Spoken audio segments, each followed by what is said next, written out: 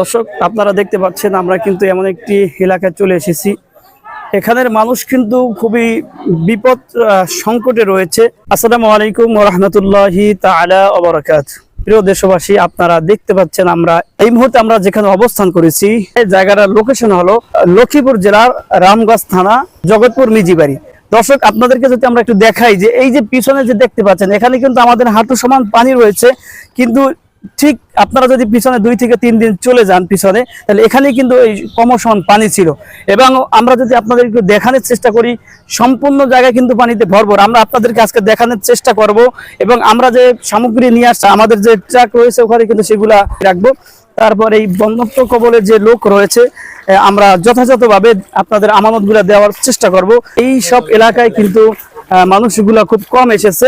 আমাদের যে জুন্নুরাইন আল কোরআন একাডেমি মাদ্রাসার প্রধান শিক্ষক এবং পরিচালক ওস্তাদ যে কিন্তু তিনি নিজে হাতিয়ে নিয়েছেন ক্ষুদ্র পরিসরে। এটা আপনাদের তেরান না, এটা হাদিয়া। জাস্ট আপনাদের এলাকায় বেড়াইতে আসছে মনে করেন, বেড়াইতে আসলে দেখা যায় এমন মেহমানরা কি করে একটু কিছু হাতিয়ে নিয়ে আসে সেভাবেই। শুকরিয়া শুকরিয়া শুকরিয়া। হ্যাঁ, দোয়া করি ইনশাআল্লাহ।